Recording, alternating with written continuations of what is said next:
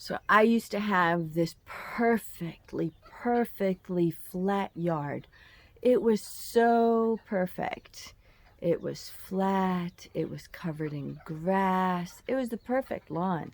And I had it on 4 sides of my house. And I had a couple of trees.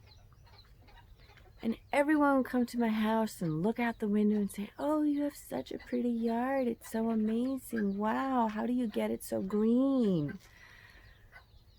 Well, I'll tell you how I got it so green. I watered every night. Every night I had the sprinkler system going. Every night I had to make sure that it was watered. Otherwise, that grass would go dry. And then in addition to that, and those few trees that I had, we had to give them a bucket full of water every other day. It was a lot of work. It was a lot of work. And then I moved 2.5 hours north of here, and I decided to do things differently. I decided that I was going to have more trees. I decided that I was going to have a border garden along my fence, and I covered the entire eastern side of my house with, this wooden pathway, and the whole front yard I covered in rocks, and I only had the trees, the bushes, and the whole rest of it was rock. But it wasn't the little bitty granule rocks. It was large stone rocks. And that worked out really nicely. And of course, everything has always been organic with me. I have had severe allergies from pesticides since I was a little girl, so pesticides are not used in my house. And synthetic fertilizers, the commercial mass-produced fertilizers, I just never felt good about them, so I never used those. And when I was up north,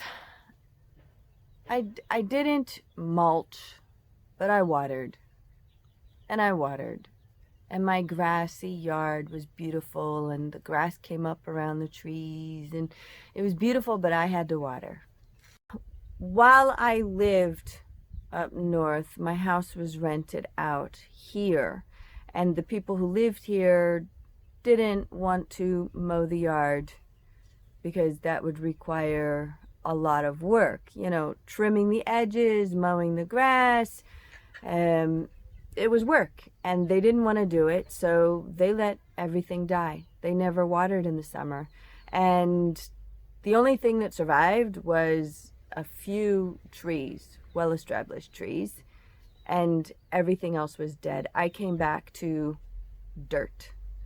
It wasn't even soil at that point. It was dirt. And it was very distressing for me. So I immediately set out to regreen my yard, and I took grass clippings from all over the neighborhood, and I reestablished the grass in my yard and got it looking good again. Except that I wasn't pleased.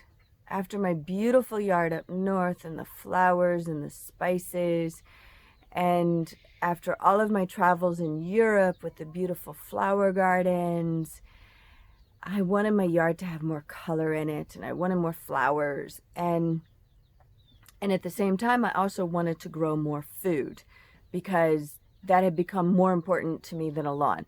So after all my work and all my watering to grass up my yard, I was now taking cardboard, laying it over, and designating garden areas. And I was planting more rose bushes, and I was planting flowers, and my yard was beginning to transform into something else. And before I knew it, I no longer had this manicured green yard anymore. Instead, I had this yard that kind of had this wild feeling to it. And I added trees, and I added grapevines, and I added so much food. Like, everything in my yard was edible. That was the theme. It had to be edible.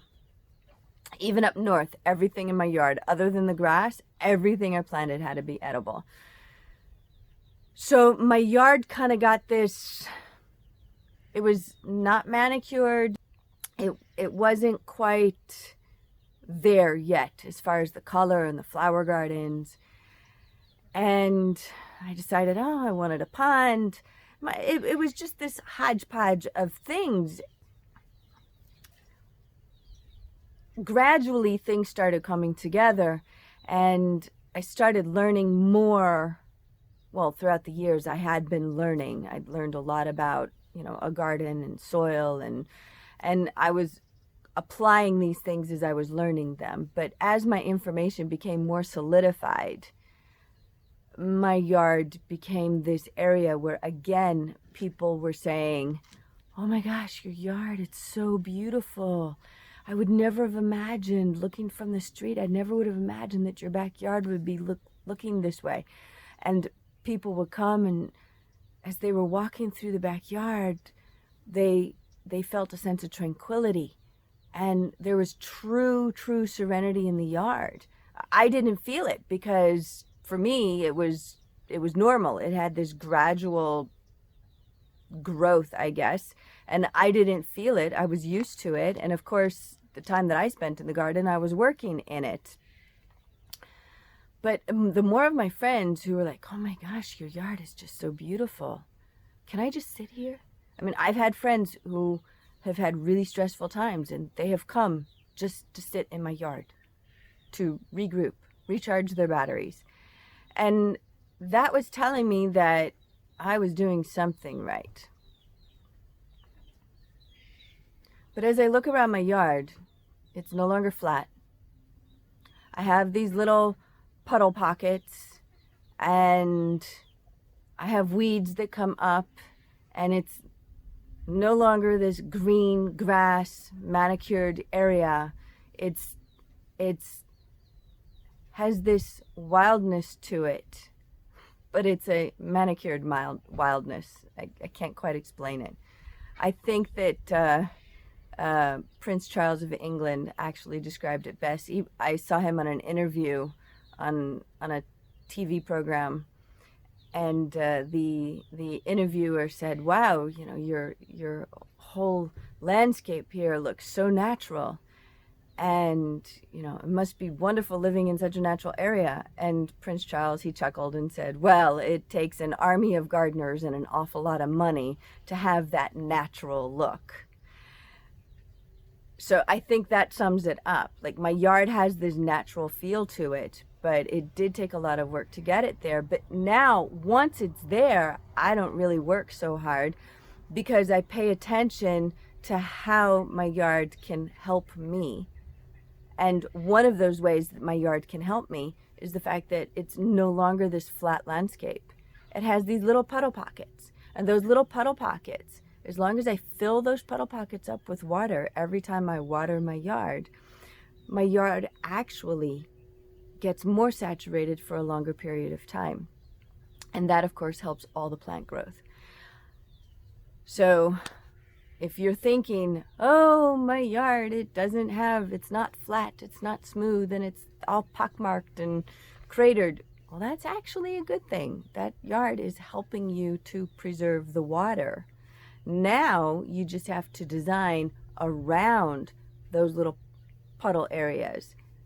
Let those puddle areas help you. Use the natural resources that you have in your yard.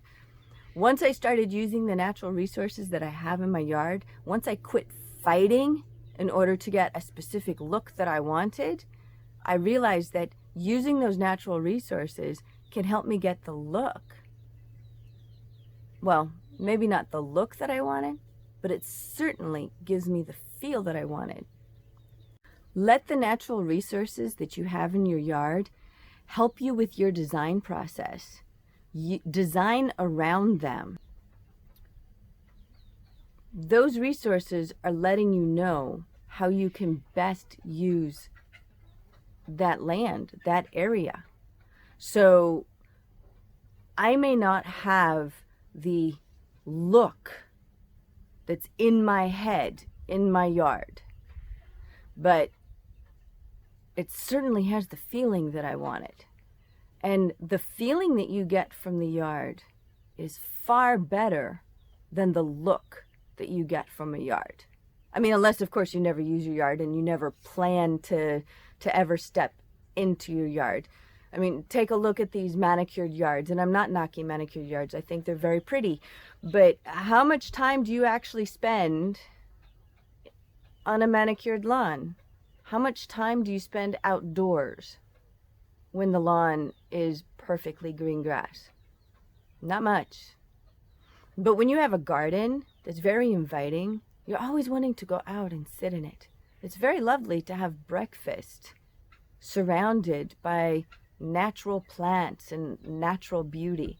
It's very easy to go out and have dinner in the early evening, or even spend a late evening outside because you feel comfortable in that space. So let those natural areas help you. And don't be embarrassed if the look that's in your head doesn't match your yard. It's the feeling that counts.